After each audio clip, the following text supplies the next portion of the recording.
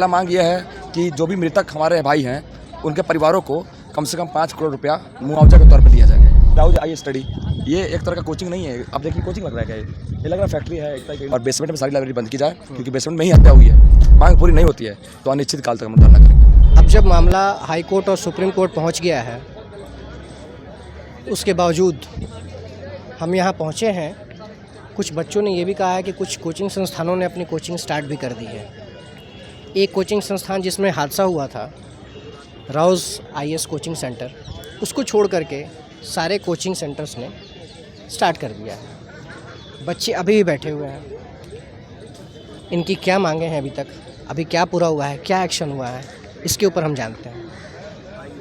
अभी इस मामले पर क्या आप चाहते हैं कि क्या पूरा हो और किससे आप बात करना चाहते हैं और क्या मुद्दे हैं? देखिए सर, इस मामले पर हम लोग न्याय चाहते हैं और न्याय जितने भी हायर अथॉरिटी है वो दिल्ली की हो, सेंटर की हो, क्योंकि दिल्ली जो है ये सेंट्रल यूनियन टेरिटरी है, ठीक है। तो इस पर रिस्पॉन्सिबिलिटी एमसीडी की भी बनती है, रिस्पॉन्सिबिलिटी दिल्ली गवर्नमेंट की भी बनती है और सेंट्रल गवर्नमेंट की भी बनती है।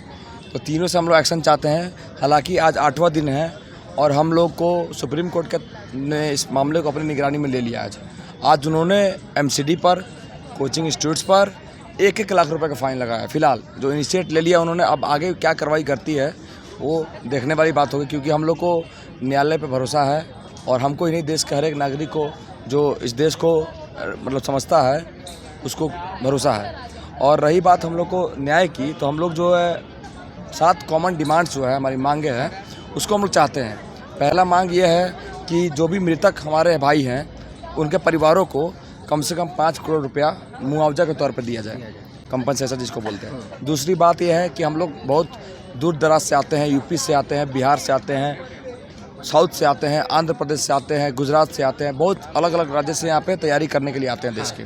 तो हम लोग को यहाँ पे रेंट बहुत महंगा देना पड़ता है, और जबकि हम लोग मध्यम वर्गीय परिवार से आते हैं जो कि एकदम लोअर मिडिल परिवार है, वहाँ से आते हैं। तो यहाँ पे रेंट देना 20,000 30,000, उसके बाद ब्रोकरेज जो दलाल होते हैं वो भी रेंट लेते हैं, एक्स्ट्रा पैसा लेते हैं वो भी। तो इस पर एक एक्ट बनाया जाए, रेगुलेशन एक्ट बनाया जाए, जिससे हम लोग को इस प्रकार की समस्या का सामना ना करना पड़े। तीसरा ये डिमांड है हम लोग की एक यूनिट बने हम लोग की, क्योंकि यूपीएससी की अभी तक दिल्ली में कोई यूनिट नहीं है। एक सेल बने जिससे हम लोग कोई भी ग्रीवांसेस हो, कोई भी रिड्रेसल जो कंप्लेंट्स वगैरह हो उसमें हम सबमिट करें और हम लोग को तुरंत जो है एक्शन उस पर मिले। तीसरा डिमांड है हमारा, जो कॉमन डिमांड मैं आपको वो बता रहा हूँ, जो ड्राफ्ट एलजी सर के पास चला गया है, सब हायर अथॉरिटी के पास चला गया।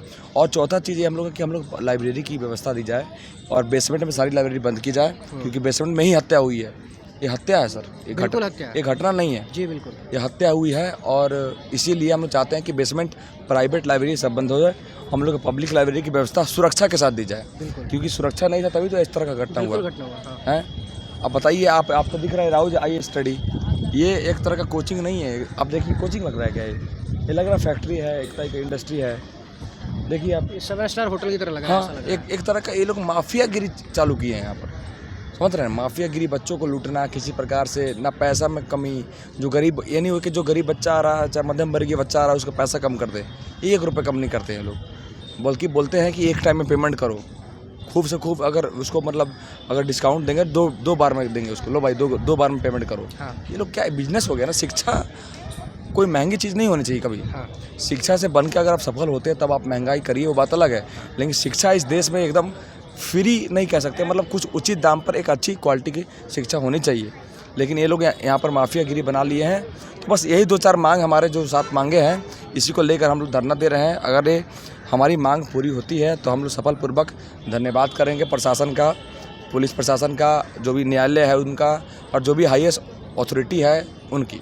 और उसके बाद हम लोग अपनी धरना ख़त्म करें। अगर मांग पूरी नहीं होती है तो अनिश्चित काल तक हम लोग धरना करेंगे। अच्छा, ये कल अवध ओझा एक चैनल में जाकर के इंटरव्यू देकर के आए हैं, वो कह रहे हैं कि अगर यहाँ आएंगे तो उनकी मॉब लिंचिंग हो जाएगी, ऐसा कुछ है क्या? नहीं, देखिए ऐसा कुछ नहीं है। देखिए, जो हम लोग छात्र हैं इसमें आक्रोश है, क्योंकि अवध ओझा सर जो हमारे गुरु हैं, ठीक है, गुरु रहे हैं पहले भी, कुछ चीज़ें उनसे पढ़ी हैं और लगभग सब बच्चे पढ़े होंगे, ठीक है।